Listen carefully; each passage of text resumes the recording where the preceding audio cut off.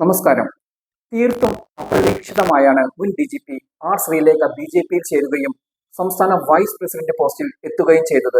തുടർന്ന് അവർ തദ്ദേശ തെരഞ്ഞെടുപ്പിൽ മത്സരിക്കുകയും വാർഡ് കൗൺസിലർ ആവുകയും ചെയ്തു. നിയമസഭാ തെരഞ്ഞെടുപ്പിൽ വട്ടിയൂർക്കാവ് നിയോജക മണ്ഡലത്തിൽ മത്സരിച്ച ശ്രീലേഖ ഇപ്പോൾ തെരഞ്ഞെടുപ്പ് ഫലം കാക്കുകയാണ്.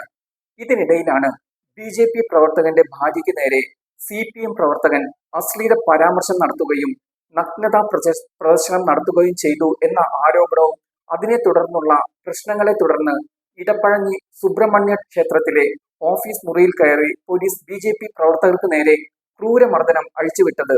CPMന് വേണ്ടി പോലീസ് BJP പ്രവർത്തകരെ മർദ്ദിച്ചു എന്ന ആരോപണം BJP ശക്തമാക്കിയതോടെയാണ് മുൻ DGP കൂടിയായ ശ്രീലേഖ BJP പ്രവർത്തകരെ നയിച്ചുകൊണ്ട് Thiruvananthapuram Vattiyoorkavu police station march നടത്തിയത്. ഇതിനിടയിൽ രോഷാകുലരായ BJP പ്രവർത്തകർക്ക് ഒപ്പമിരുന്ന് ശ്രീലേഖ വിളിച്ച മുദ്രാവാക്യങ്ങളാണ് ഇപ്പോൾ സോഷ്യൽ മീഡിയയിൽ ചർച്ചയാകുന്നത്. പോടാ പുല്ലേ പോലീസേ, കാക്കിയിട്ടൊരു ഗുണ്ടകളെ എന്നൊക്കെയാണ് ശ്രീലേഖ ആർത്തു വിളിച്ചത്. കാക്കിക്കുള്ളിൽ CPM എങ്കിൽ പോടാ പുല്ലേ പോലീസേ, പിണറായിയുടെ പോലീസേ, ഗോ ബാക്ക് എന്നൊക്കെയുള്ള മുദ്രാവാക്യങ്ങളും ആവേശത്തോടെ തന്നെയാണ് ശ്രീലേഖ മുഴക്കിയത്. ഇതോടെയാണ് മുൻ DGP തന്നെ പോലീസിനെതിരെ മുദ്രാവാക്യം വിളിക്കുന്ന ദൃശ്യങ്ങൾ സോഷ്യൽ മീഡിയയിൽ ചർച്ചയായത്. പോലീസ് നടപടി വൈകിയാൽ താൻ നേരിട്ട് വന്ന് പ്രതിഷേധിക്കുമെന്നും ധർണയിരിക്കുമെന്നും ശ്രീലേഖ തിരുവനന്തപുരം പോലീസ് കമ്മീഷണറെയും DGPയെയും അറിയിക്കുകയും ചെയ്തിരുന്നു.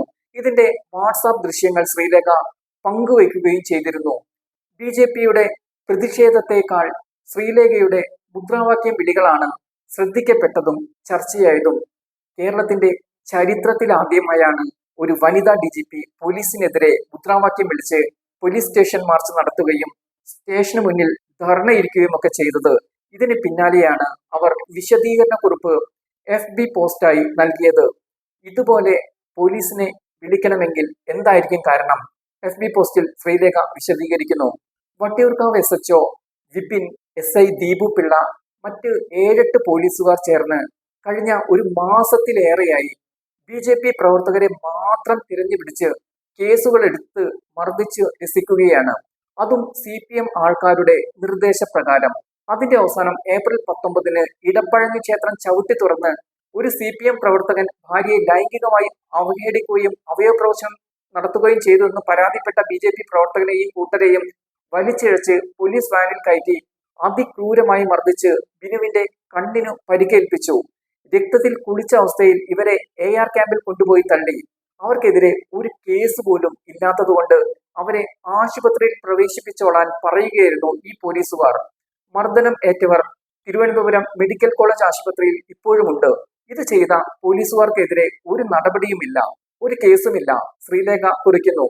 എന്തായാലും ശ്രീലേഖയുടെ പോലീസ് വിരുദ്ധ മുദ്രാവാക്യങ്ങൾ സോഷ്യൽ മീഡിയയിൽ വലിയ ചർച്ചയ്ക്കാണ് വഴി തുറന്നിരിക്കുന്നത്.